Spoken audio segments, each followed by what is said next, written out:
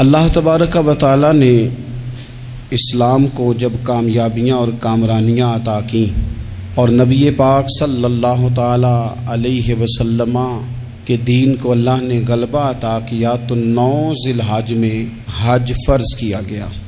حج اس سے پہلے بھی کیا جاتا تھا، پرانی شریعتوں میں بھی حضرت ابراہیم علیہ السلام کے طریقے پر حج ہوتا تھا، پھر کفار مکہ نے، قریش مکہ نے اس میں کچھ غلط رسومات شامل کر دیں، کپڑے اتار کر معاذ اللہ کعبے کا طواف کرنا، قربانیوں کا گوشت خانہ کعبہ کی دیواروں سے ملنا، اور بھی کئی بیہودہ رسومات اس پاکیزہ اور خوبصورت عمل کا حصہ بنا دی گئیں۔ پھر 9 ذی الحج کو حج فرض ہوا۔ نبی پاک صلی اللہ تعالی علیہ وسلم نے حضرت ابو بکر صدیق کو امیر حج بنا کے رخصت فرمایا۔ دیکھیں کہاں کہاں محبوب انہیں اپنا نائب بناتے ہیں۔ اب 9 کو تو حضور نے حضرت ابو بکر صدیق کو امیر حج بنایا اور پھر اعلان فرمایا، جہاں جہاں مسلمان آبادیاں تھیں وہاں اعلان کر دیا گیا کہ آئندہ سال رسول پاک علیہ السلام خود حج کے لیے تشریف لے جائیں گے۔ اب ایک بڑی تعداد مسلمانوں کی جمع ہونے لگی۔ ذی قعدہ کے آخری ایام میں ہزاروں کی تعداد میں لوگ مدینہ شریف میں جمع ہو گئے۔ ظہر کی نماز کی ادائیگی کے بعد سیرت نگار کہتے ہیں کہ 28 ذی قعدہ تھی، نبی پاک علیہ السلام ظہر پڑھ کے حج کے لیے نکلے، اور جہاں آج ذوالحلیفہ ہے، ابیار علی جس جگہ کو کہتے ہیں، میقات مدینہ بھی کہا جاتا ہے، وہاں اللہ کے محبوب نے پہلے رات گزاری۔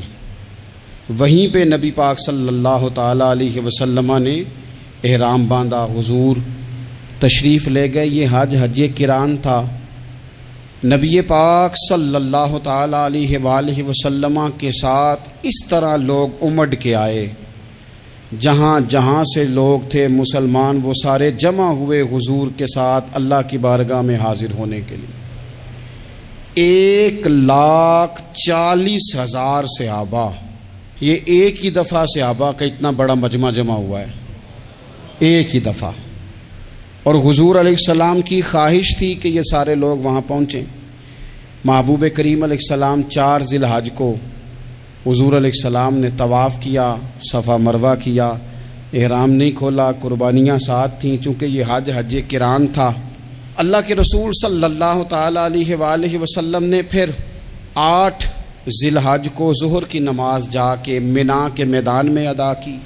9 ذی الحج کو مسجد نمرہ کے پاس کوہ صبیر پر جب سورج کی کرنیں چمکیں، قربان جائیں کیا نظارہ ہوگا۔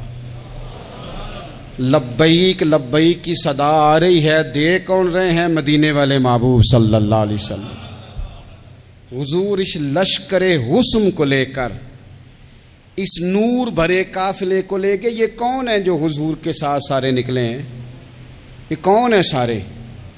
یہ وہ فیروز بخت سعادت مند لوگ ہیں کہ ان میں سے جس نے ایک دفعہ بھی ایمان کی حالت میں حضور کو دیکھا اور پھر خاتمہ بالخیر بالایمان کے ساتھ دنیا سے رخصت ہوئے، یہ وہ لوگ ہیں کہ ولی اگر 60 سال بھی سارا دن روزہ رکھے، ساری رات نفل پڑھے، ہر برائی سے بچے، لیکن پھر بھی کسی صحابی کے قدموں کی خاک تک کو نہیں پہنچ سکتا۔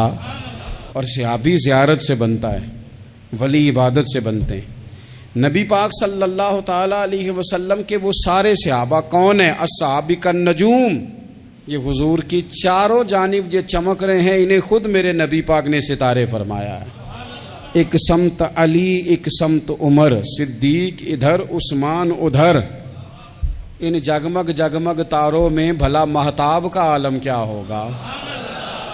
اور ہر کوئی فدا ہے بن دیکھے تو پھر دیدار کا عالم کیا ہوگا؟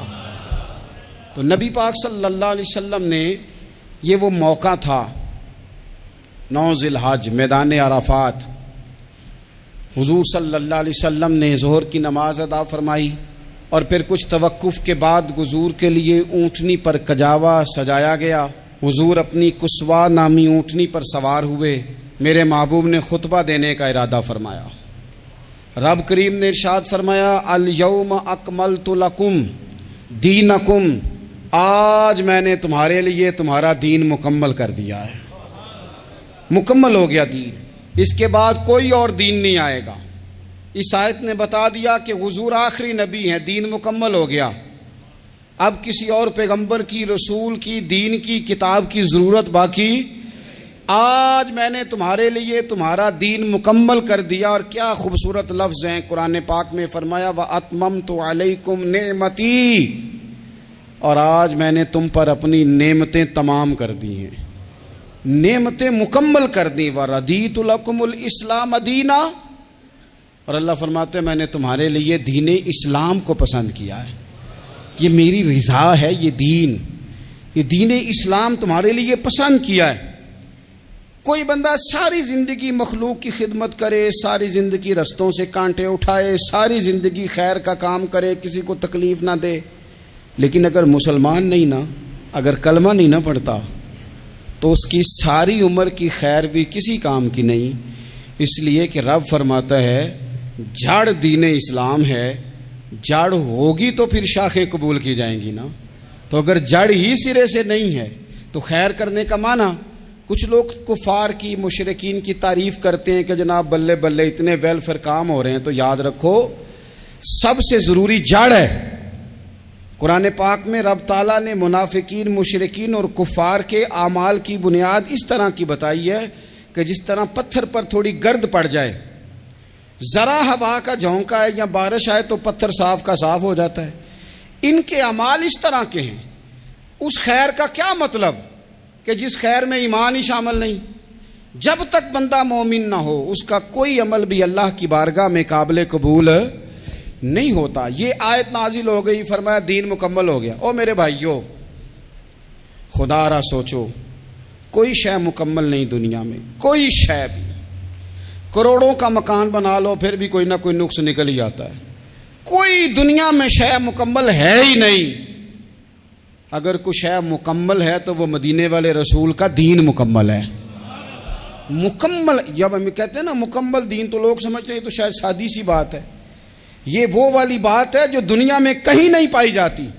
جب یہ آیت نازل ہوئی تھی نا تو بخاری میں موجود ہے، ایک بہت بڑا یہودیوں کا عالم حضرت عمر فاروق رضی اللہ تعالیٰ عنہ سے کہنے لگا یہ جو تم پر آیت نازل ہوئی ہے نا کہ دین مکمل ہو گیا، یہ اگر ہم پر نازل ہوتی نا تو جس دن یہ آیت نازل ہوئی ہوتی ہم نے ہر سال اسی دن کو عید بنا لینا تھا کہ دین مکمل ہو گیا. الیوم اکملت لکم دینکم، دین مکمل ہو گیا. ہم تو عید بنا لیتے. تو حضرت عمر کہنے لگے ہم پر بھی بڑا فضل ہے. جس دن آیت نازل ہوئی تھی عرفہ کا دن بھی تھا اور جمعے کا دن بھی تھا. ایک نہیں دو عیدیں تھی مسلمانوں کی، دو عیدیں تھی مسلمانوں کی، دو. عزیز بھائی، دین مکمل اللہ نے دیا.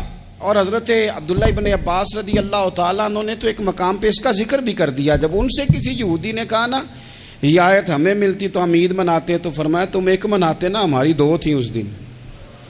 جمعہ بھی تو مسلمانوں کی عید کا دن ہے نا. بہت سارے لوگ ہیں بیچارے جو کہتے ہیں اسلام میں عیدیں صرف دو ہیں، اور وہ بھی صرف پریشانی انہیں عید میلاد النبی والے دن ہوتی ہے، اس کے آگے پیچھے نہیں ہوتی. حالانکہ نبی پاک علیہ السلام نے کہا ہر جمعہ بھی عید ہے، خود حضور نے فرمایا، لیکن وہ اڑ جاتے ہیں کہ نہیں عیدیں صرف دو ہی ہیں. بھائی آپ یہ کہہ سکتے ہیں کہ اسلام کی معروف عیدیں دو ہیں، اپنے معنی اور مفہوم کے لحاظ سے جس کو یوم عید کہا جائے وہ عیدیں دو ہیں. تو نبی پاک صلی اللہ تعالیٰ علیہ وسلم نے میدان عرفات میں خطبہ دیا. یہ جو واعظ و نصیحت ہے نا، خطبہ، تقریر، یہ دنیا کر رہی ہے، کرتی رہے گی، کرتی چلی آئے گی. اور اس کو میرے نبی پاک علیہ السلام نے پسند فرمایا. خیر کی بات کرنے والے کو حضور نے دعا دی. محبوب فرمانے لگے اللہ جو میری حدیثیں یاد کر کے آگے پہنچائے اس کے چہرے کو تر و تازہ رکھنا. یہ ابلاغ دین بہت بڑی بات ہے اگر کوئی خلوص نیت سے کرے. لیکن کائنات ارضی میں وہ جو حضور کا خطبہ حجۃ الوداع ہے، وہ دستور ہے، وہ منشور ہے. انسانی حقوق پر اس سے بڑا چارٹر نہ پہلے کبھی تھا نہ قیامت تک دوبارہ بن سکتا ہے. اس کو خطبہ حجۃ الوداع کیوں کہتے ہیں؟ ایک تو مطلب یہ کہ حضور نے یہی آخری حج کیا، اور دوسری بات یہ تھی کہ اس خطبے کے تھوڑے ہی عرصے بعد میرے نبی پاک نے وصال ظاہری فرمایا، اور اس خطبے کو رسول پاک صلی اللہ تعالیٰ علیہ وسلم نے شروع کہاں سے فرمایا؟ یہ خطبہ دیکھیں شروع کہاں سے ہو رہا ہے۔ انسان دنیا میں ملتا بھی ہے، جدا بھی ہوتا ہے، یہ جو جدائی کا وقت ہوتا ہے نا، جدائی کا، شاید بڑی سوچ سمجھ کے کہا تھا حضرت میاں صاحب نے، بڑی غور کر کے انہوں نے کہا تھا کہ دریا کنڈے روخ نہ لائیے، جو آوے روڑ جاوے۔ آپ میدان میں درخت لگاتے ہیں تو کبھی پھل گرتا ہے تو زمین پہ گرتا ہے، اٹھا لیتے ہیں۔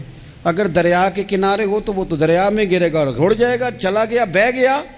فرمانے لگے دریا کنڈے روخ نہ لائیے، جو آوے روڑ جاوے، تے پردیسی نال نہ یاری لائیے، او دا جدوں دل کرے ٹر جاوے، وہ تو چلا جاتا ہے۔ یہ خطبہ شروع کہاں سے ہو رہا ہے؟ یعنی ابھی آغاز کلام ہے، بات آگے آئے گی، آغاز کلام ہے۔ میں کہہ چکا ہوں ولی شاید عبادت کر کے بنے، تقوی اختیار کر کے بنے، ولی اللہ کی حرام کردہ ہر شے سے اجتناب کر کے بنے، وہ جس میں شبہ ہے اس سے بھی بچے تو پھر ولی بنے۔ لیکن صحابی تو حضور کی زیارت سے بنتا ہے نا، نبی پاک کی زیارت سے بنتا ہے، اور صحابہ تو وہ صحابہ تھے جن کی ہر صبح عید ہوتی تھی، خدا کا قرب حاصل تھا، نبی کی دید ہوتی تھی۔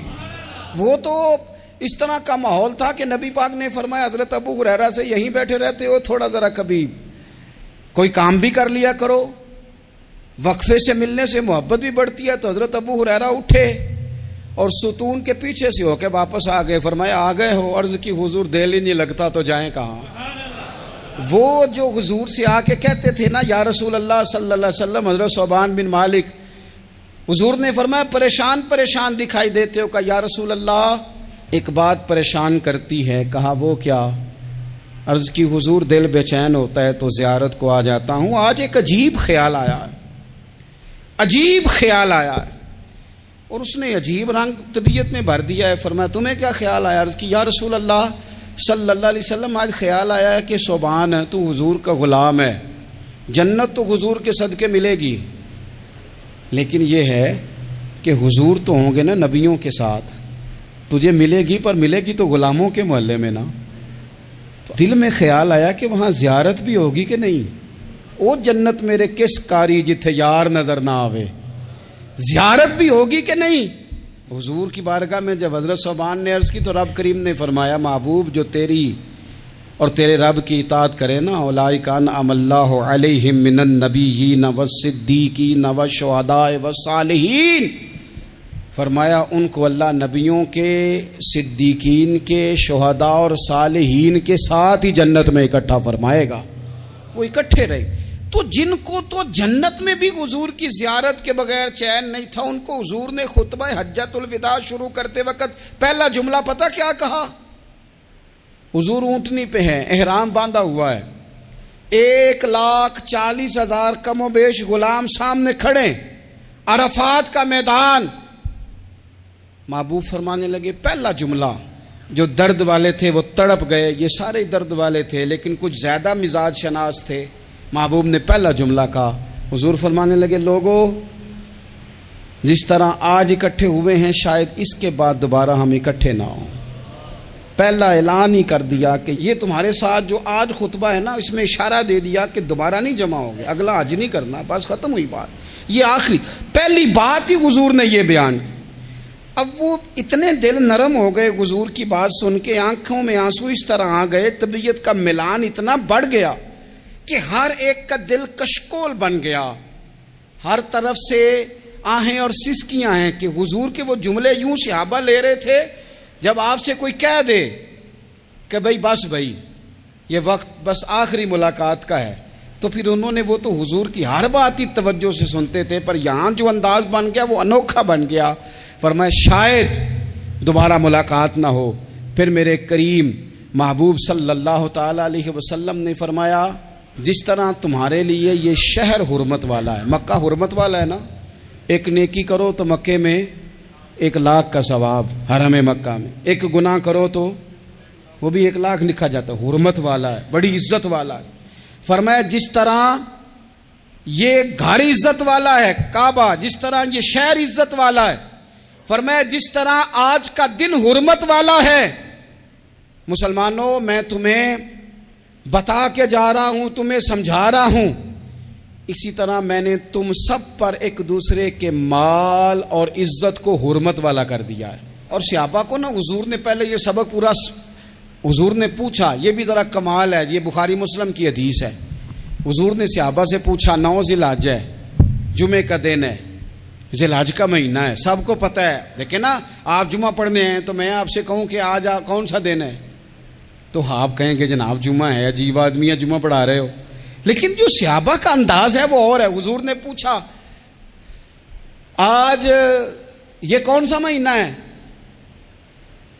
یہ ادب ہے, یہ مقام ہے, یہ وہ مقام ہے جہاں بہت سارے صرف عقل والے بندے جو ہوتے ہیں نا وہ بیچارے گرتے پڑتے ہیں, کہتے ہیں جی بات آتی ہو تو بتانی چاہیے, یہ کیا بات ہوئی جی, بندہ بولے ہی نا, یہ کیا لیکن کچھ لوگ ایسے ہیں جن کا دھارا ادب کچھ اور ہوتا ہے, انہیں ڈھیروں باتیں بھی آتی ہوں تو ہر جگہ بات کرنے کی نہیں ہوتی, سب جگہ کہانیاں سنانے کی نہیں ہوتی. حضور نے فرمایا کون سا مہینہ ہے, قربان جائیں بھیا کو زبان ہو کے کہنے لگے واللہ و رسولہ عالم, اللہ جانے اللہ کا رسول جانے. سانو تے قید سجن دا گہنا ہے, او جنج رکھے اساں اونج رہنا ہے, ہمیں کیا پتا. پوچھا کسی نے, لکھا ہے صوفیاء نے, کسی نے پوچھا تمہیں پتہ نہیں, کہنے لگے چپ کر, ہمیں کیا پتا کون سا مہینہ ہے. تو حضور نے فرمایا آج تاریخ کون سی ہے, بھائی صاحب کو پتا تھا نا 9 ذی الحج کو ہی حج ہوتا ہے, کون سی تاریخ ہے, کہا واللہ و رسولہ عالم, اللہ جانے اللہ کا رسول جانے. قربان جائیں. حضور نے پوچھا دن کون سا ہے, سب کو پتا ہے جمعہ ہے, کہنے لگے واللہ و رسولہ عالم, اللہ جانے اور اللہ کا. وہ صحابہ بتا کیوں نہیں رہے, تو اہل محبت کہتے ہیں صحابہ کا جواب یہ تھا ہمیں کوئی مہینوں سے غرض ہے, ہمیں کوئی دن سے غرض ہے, ہمیں کوئی تاریخ سے غرض ہے. حاجیو آؤ شہنشاہ کا روزہ دیکھو, کعبہ تو دیکھ چکے, کعبے کا بھی کعبہ دیکھو, ہمیں تو محبوب سے غرض ہے. مہینہ تھا ذی الحج کا, اگر حضور کہہ دیتے ذی الحج نہیں ذی قعد ہے تو ہم نے ذی قعد ہی بنا لینا تھا. تاریخ تھی 9, اگر حضور فرما دیتے 11 ہے تو ہم نے 11 ہی بنا لینی تھی. دن تھا جمعے کا, اگر حضور کہتے پیر ہے تو ہمیں کیا لگے, ہمیں تو محبوب کی رضا چاہیے. آپ دیکھیں نا, ایک صحابی کے ہاتھ ذرا لمبے تھے تو حضور نے فرمایا یا ذوالیدین, او لمبے ہاتھوں والے. ان سے کوئی پوچھتا نام کیا ہے تو کہتے میرا نام ہے 2 ہاتھوں والا. او بھائی میرے بھی 2 ہیں, تم کیوں 2 ہاتھوں والا. کہنے لگے یہ نہیں مجھے پتا, مجھے نبی پاک نے کہا 2 ہاتھوں والا. تو ٹھیک ہو گئی جو حضور نے نام رکھ دیا. تو حضور سید عالم نے پوچھا, پھر حضور نے حرمت یاد کرائی, فرمایا یاد رکھو یہ دن بھی بڑی عزت والا ہے, جمعے کا ہے, یہ مہینہ بھی بڑی حرمت والا ہے, ذی الحج کا ہے, یہ تاریخ بھی بڑی حرمت والی ہے.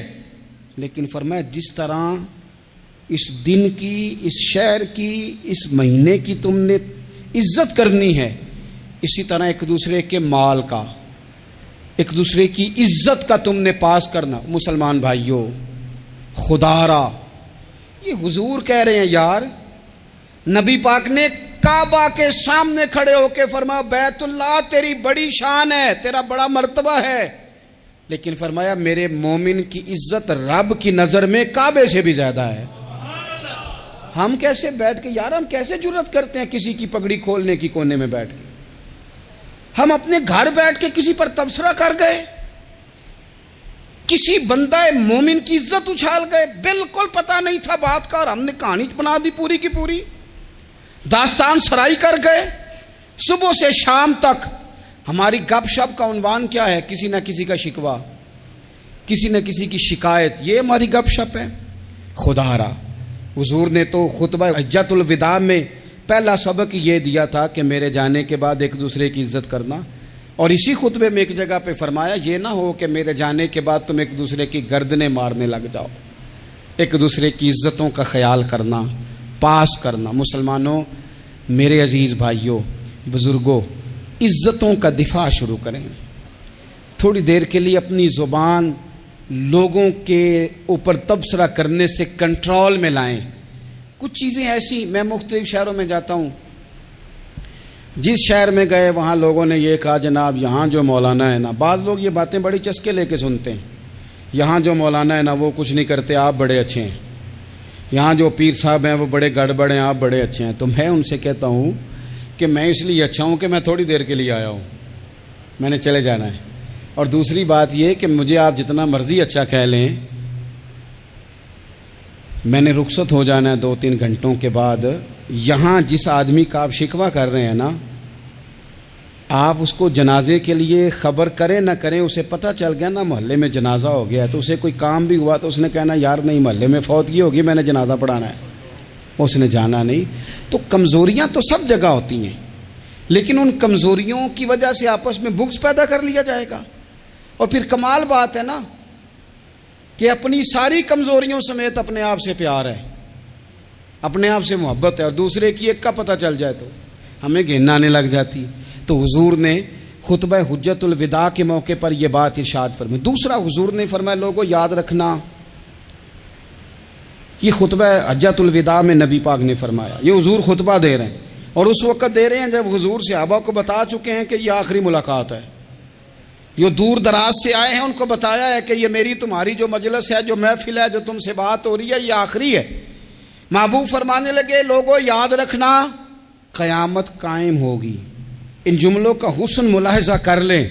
فرمایا قیامت قائم ہوگی، تم اپنے رب سے ملاقات کرو گے، اور فرمایا تمہارا رب تم سے تمہارے اعمال کے بارے میں پوچھے گا۔ یہ خطبہ حجت الوداع میں کریم نے فرمایا، صبح تم اٹھے کیا عمل کیا، اللہ پوچھے گا۔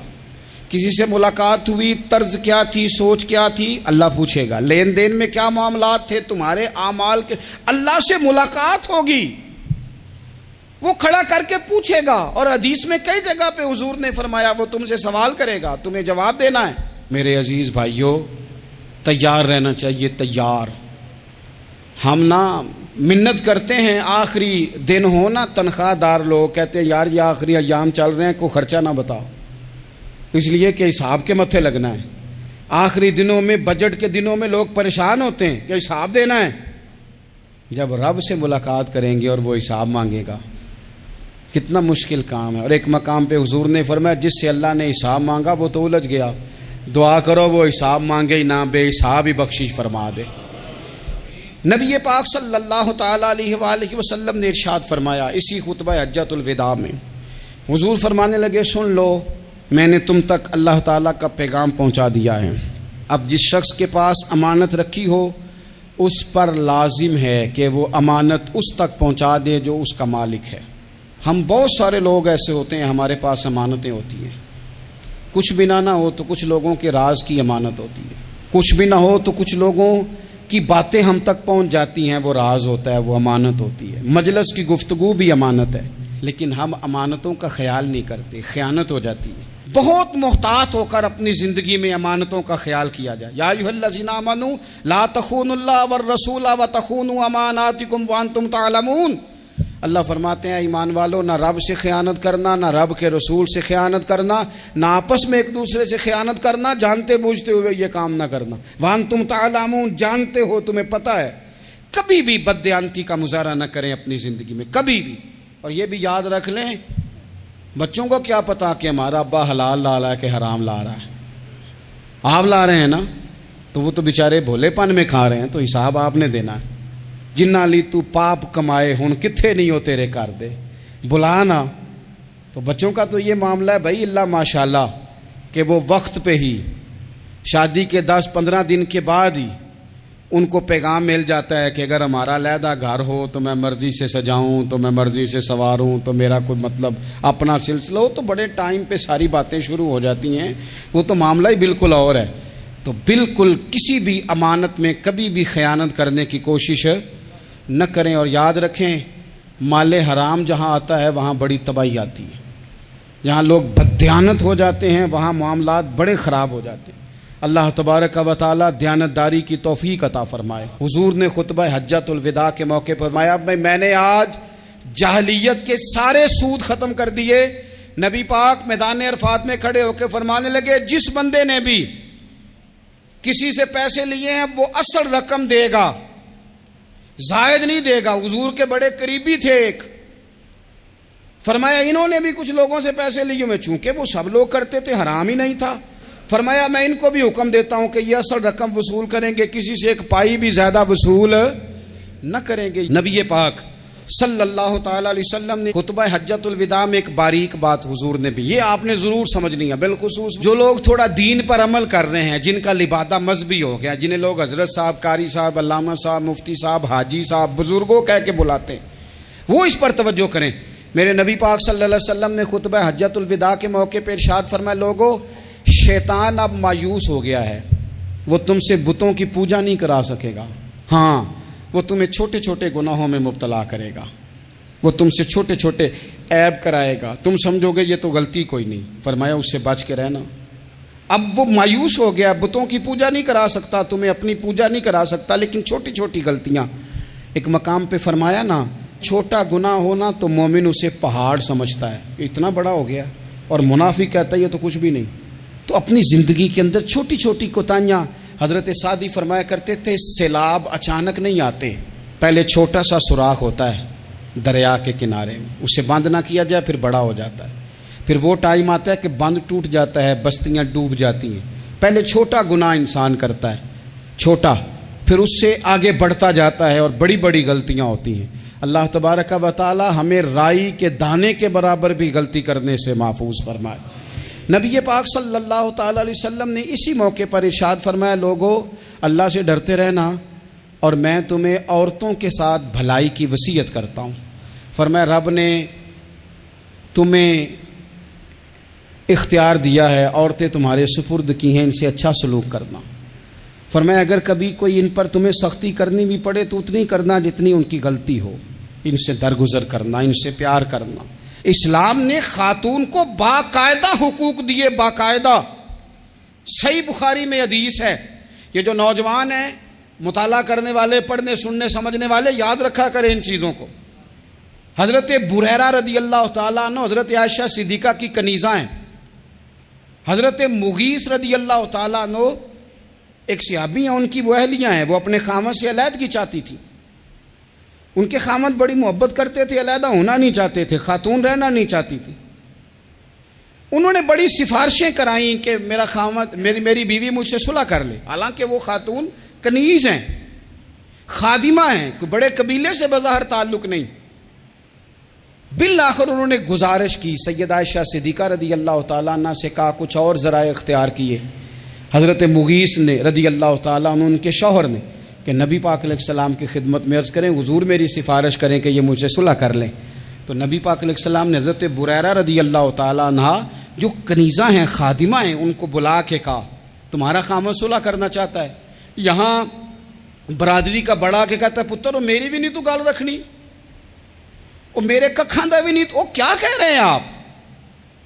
اللہ نے اسے حق دیا ہے، اور جسے حق اللہ دے اس کا رسول دے، اس سے کون ہوتا ہے کوئی حق چھیننے والا؟ نبی پاک صلی اللہ علیہ وسلم نے حضرت بریرہ سے کہا تمہارا خامد صلح کرنا چاہتا ہے اور وہ روتا ہے تمہارے لیے، اور اس نے بڑی سفارشیں کی ہیں، تم اس سے صلح کر لو۔ حضرت بریرہ رضی اللہ تعالیٰ عنہ عرض کرنے لگی یا رسول اللہ صلی اللہ علیہ وسلم آپ جو حکم کریں میں حاضر ہوں، ایک بات پوچھ سکتی ہوں؟ ایک گزارش کر لوں؟ ایک صرف حضور میرا بولیا چولیا معاف کری، ایک بات کر لوں؟ تو کہا کرو۔ عرض کی یا رسول اللہ یہ آپ کا حکم ہے یا مشورہ ہے؟ یہ محبوب کی بات ہے، محبوب کی۔ کوئی بزرگ کیوں جبر کرتا ہے کسی پہ؟ کوئی حضرت شیخ کیوں کہتے ہیں زبردستی عورت کو کہ تو جا؟ نبی پاک صلی اللہ علیہ وسلم نے فرمایا صلح کر لے۔ یا رسول اللہ ایک بات عرض کروں؟ کرو۔ حضور حکم ہے کہ مشورہ ہے؟ تو نبی پاک نے فرمایا نہیں مشورہ ہے، تم عاقلہ ہو، بالغہ ہو، اسلام تمہیں با اختیار کرتا ہے، چاہو تو رہو، چاہو تو خلا لے لو۔ عرض کرنے لگی حضور اگر مشورہ ہے تو پھر میں مغیث سے صلح نہیں کرنا چاہتی۔ میرے محبوب نے فرمایا تو جس حال میں راضی ہے میں بھی راضی ہوں۔ ٹھیک ہو گئی بات، ختم ہو گئی۔ حضور نے کوئی زور نہیں، اتنے اسلام حقوق دیتا ہے عورت کو۔ کسی کو اجازت نہیں کہ وہ جبر کرے، وہ ظلم کرے۔ میں آ گیا ہوں صلح نہیں کرنی، بے تو کیوں آیا ہے؟ تو نے وقت گزارنا ہے، جانے وہ خاوند کس طرح کا ہو۔ تو نبی پاک صلی اللہ علیہ وسلم نے خطبہ حجۃ الوداع کے موقع پر فرمایا عورتوں کے ساتھ اچھا سلوک کرنا۔ اللہ تبارک و تعالی جو حج پڑھا جا رہا ہے اس کے صدقے پوری امت پر اپنا